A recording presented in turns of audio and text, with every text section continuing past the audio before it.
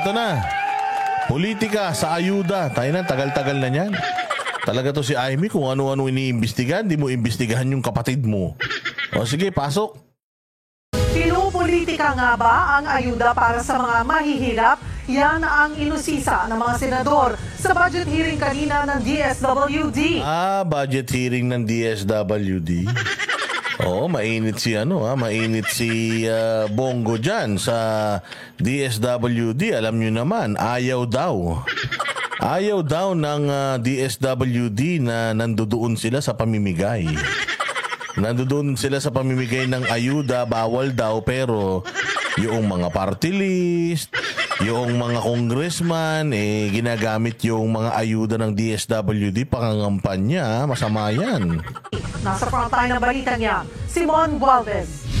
Sa pagdinig ng Senado tungkol sa pondo ng Department of Social Welfare Development, nanghingi ng update sa Senator Amy Marcos kaugnay sa reklamo sa mga tinatanggi at umanong bigyan ng perang ayuda. Hoy Amy, humingi ka ng update tungkol doon sa drug test ng kapatid mo. Ikaw talaga, dahil mo update na hinihingi.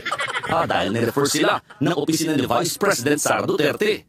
Sagot ni DSWD Secretary Rex Gatchalian, wala silang hinihindian. Katunayan, sa isang text message ng mga opisyal ng DSWD at OVP, ipinakita ni Gatchalian kung paanong pinasalamatan pa ng OVP ang kanilang ahensya. Bukod pa riyan, binigyan pa nga sila ng OVP ng plaque bilang partner sa pagtulong. Pero hindi kontento sila Senators Bongo at Amy Marcos, kaya dinikdik nila si Gatchalian para alamin kung pinupolitika ba ang ayuda. Wala bang instance o insidente na pina-hold yung payout sa inyo dahil kalaban po ito at hindi ito kakampi? Madam Chair, basta nangangailangan, tinutulungan Hindi nyo naman po masagot kasi po, Mr. Secretary, alam nyo yung totoo at tinatago nyo yung katotohanan. Huwag na tayong Yan, ganyan dapat ba to? Dikdikin yung mga kupal na yan. Si Inday Sara na nagsabi, Gatchalian, so ibig sabihin, sinungaling si Inday?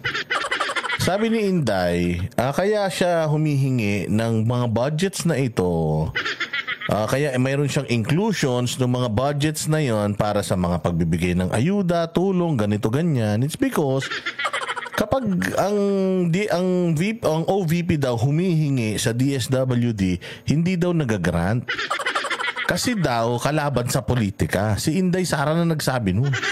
Doon mismo sa Congress nung budget hearing, kaya dinidefend niya. But anyway, sabi niya kung ayaw niyo ibigay, diwag. Diba? Pero yun yung explanation. Kasi sinasabi ni Risa Ontiveros nun, duplication or redundant.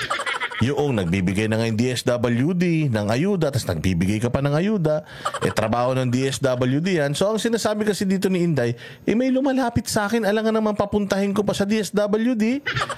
Kung sa akin na lumapit, di ba, ditulungan ko na, tapos hingi ako ng pera sa DSWD. Alangan naman, Madam Inday, lumapit po ako sa opisina nyo para humingi ng tulong para sa namatay kong mga manok. O sasabihin ni Inday, ay ganun ba? Gusto kitang tulungan, kaya lang wala kaming budget dyan. Punta ka na lang sa DSWD. So, mamasahe pa ulit siya papunta dun sa DSWD kung mabibigyan ko naman na ng tulong.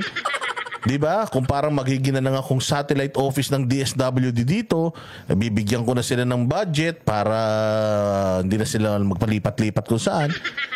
O yun yung gusto ni Inday Sara. Kaya ang problema nga daw, according to her, pinupolitika daw, pati yung ayuda, kala nyo naman sa inyo. Tangina nyo, di nyo naman pera yung mga hayop kayo.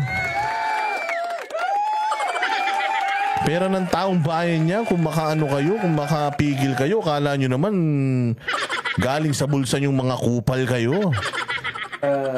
Paikot-ikot dito. Ako galing rin po ako dyan sa Executive Department. Alam natin yung totoo. Huwag natin pagsamantalahan yung mga kababayan nating mahirap.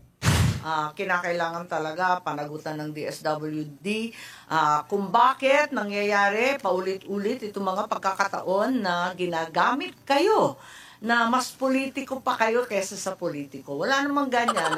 Hindi na nakasagot sa pagdinig si Gatchalian, pero sabi niya sa isang panayam, hindi na gagamit ang DSWD sa kahit na anong politika. Lul, style mo.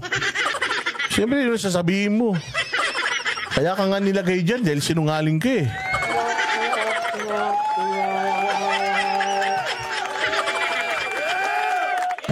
Sumasailalim din daw sa verification ng listahan ng beneficiaries. Hindi porket ni-refer sa kanila ng isang ahensya ay automatic na maibigay na kaagad ng ayuda. Nagbabalita mula sa frontline. Diba? Sabi nga ni Diego Latigo nagkaroon ng bagyo sa Luzon. Tangina, sa Davao kayo namigay. Kasama nyo pa yung mga party list, Tingog party list. Kasama nyo pa si Migs Nograles. Kapal ng mukha nyo.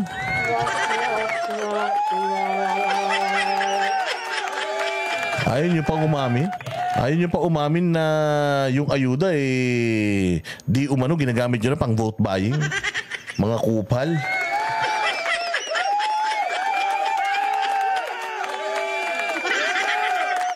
Ito pa yung feeding program ng DSWD binanatan din ni Mangga Aimee.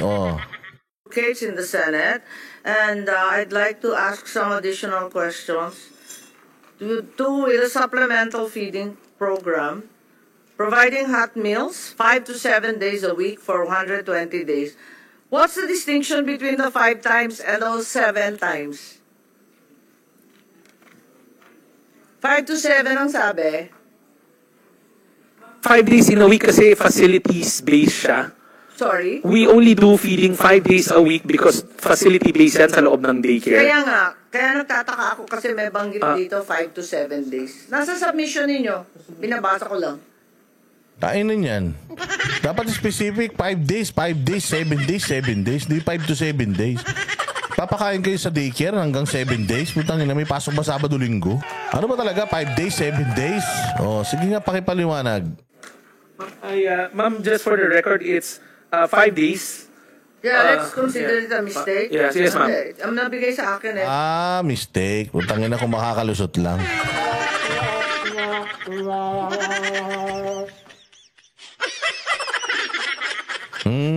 Malaki yun Isang taon, yung 2 days per week. 2 days per week, that's what? 2, 4, 6, 8 days per month. So 8 days per month times 12. Diba? Mag-ilan na yun, no? Diba? So 8 araw ng 80 days, putya yan, 84 days. Hindi, 96 days. Sa isang taon, Sa buong Pilipinas, ang laking pera niyan, Galing-galing, 5 to 7. 5 days, ma'am. Okay. The submitted report makes no mention on the final result of the feeding. What's the effect of the program? Height, weight, nutrition status? Is it successful? Ang hirap-hirap ng supplemental feeding, having been a governor for a long time, it doesn't work a great deal of the time. After 120 days, underweight pa rin yung bata. Madam, So, may resulta ba kayo nito? Kasi, ang alam ko, hindi talaga nag-work. Ako, hirap na hirap ako kasi nag-feeding rin ako sa Nutriban. Hindi talaga nagsasucceed ka agad. 120 days may not be sufficient. Madam, you're correct. It's not sufficient. That's why we've been asking to move it in 100. 120 na kayo ngayon. Hindi, ang problema kasi, wala kayong results-based management. No. Ma'am, Anong resulta? Di nagpakain tayo. Madam, the LGUs are the ones submitting in the information system yung wasted and severely wasted status ng mga bata. Kasi we don't have boots on the ground. Pero considering na kayo ang may hawak ng budget na yon, kayo pa rin ang may pananagutan niya. Yeah. Ma'am, whenever it's consolidated, the results will show that there's improvement in wasting. From severely wasted and wasted, Yes, nababawasan but mo we yun. need to know more precisely so that we target it properly. Siyempre, yung severely wasted, iba yung sitwasyon sa mildly malnourished. So, we have to, I think, we have to target more carefully. Kasi yung severely wasted, ibang story talaga yun. Hindi sasapat yung 120 days. Madam Chair, in the feeding, Ang problema niyan, sinasantabi ninyo, at saka sinasabi nyo, LGU na ang sasagot. Hindi pwedeng LGU ang sasagot kasi yung magaling naman si Aimee, no? Magaling, kaya lang plastic kasi.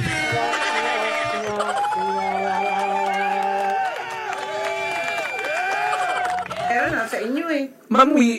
Madam Chair, the feeding has multiple modalities. One of the main modalities, we download the funds to the LGU for them to procure from local co-ops kasi hindi namin kaya mag-regional procurement all the time dahil wastage, spoilage.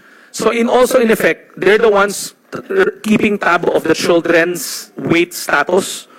And they... Oy, dapat meron kang record noon. Dapat may data ka noon. Kasi ganito yan, sir ha. Yung budget galing sa'yo. Hihingin mo yung budget sa Pilipino.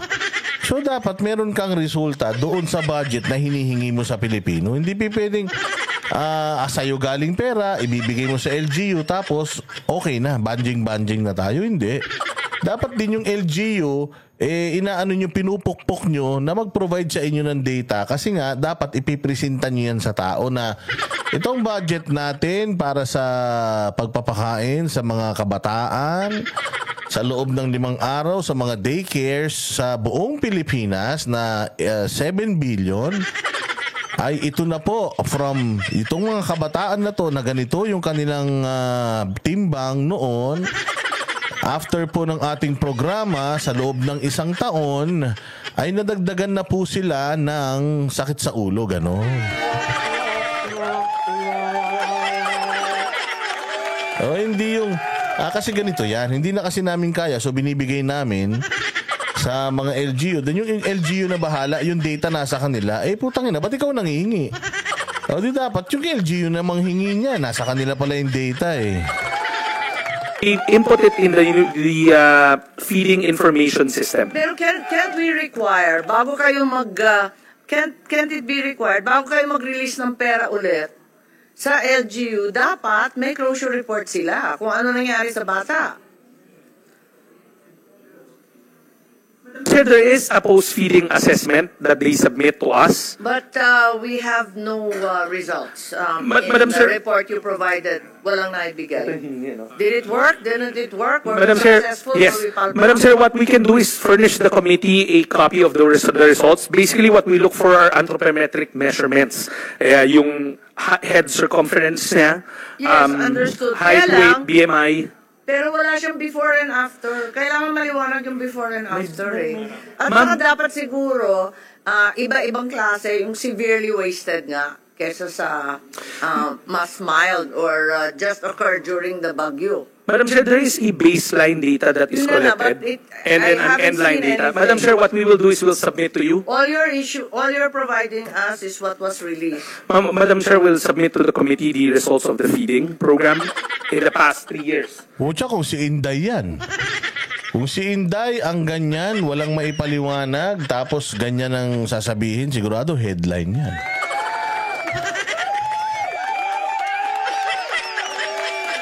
Headline yan, malamang. O sabihin, kita mo, hindi ba paliwanag? Nasa na napunta yung mga pinakain sa bata? Pati yung mga bata ginagamit sa korupsyon. Gaganon na kagad yung mga BBM vloggers niyan. Because given the state of malnutrition in the country, it's not working, is what I'm saying. I'm not blaming you. I'm just saying that we need to get our act together between DSWD, DOH, and DepEd. Our nutrition programs are simply not working. Madam Chair, as we speak, there's a NEDA commission group with those 3. Kung sa ano yan, halimbawa si Ontiveros yan, tapos si Inday. Tapos ganito yung nangyari, sabihin nila, Ontiveros, ibilis si Inday. Inday, impeachment na. Ganyan na. Ganyan na kagad yung ano niyan. No, Bright na rin, impeachment na kagad yung susunod na balita ng ano niyan. 3 departments that you mentioned to synchronize it. We've given recommendations, for instance, sa amin 120 days, pero sa DepEd 180 days.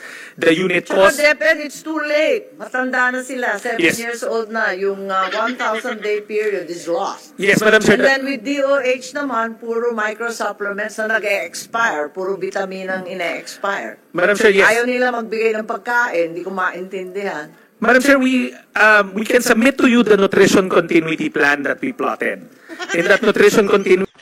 Bakit hindi mo pa ngayon sinabmit? Ba't kailangan pahanapin? Pucha, kung si Inday yan, kita mo? Hindi ka prepared, Inday. Dapat yan, mag-resign ka na. ako, si Inday yan, ganun yun. Mag-resign ka na. Inday, kita mo, wala man daming hinahanap sa iyo mga dokumento, wala kang maipakita. Hindi ka seryoso sa trabaho mo. Dapat mag-resign ka na. Di ba ganyan sinasabi ng Young Guns?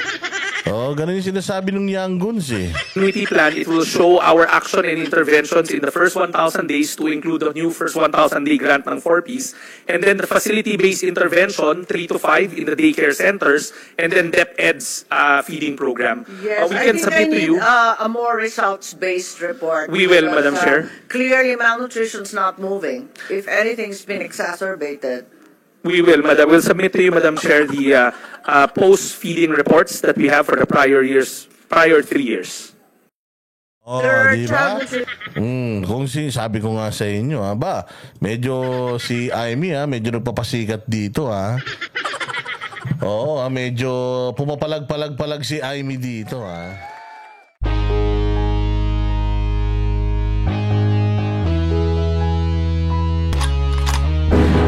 Yan ang banatero, walang inuurungan. Pag tama palakpakan, pag mali ay babanatan. Yan ang banateros, boses ng ordinaryong Pilipino. Banateros ay walang maka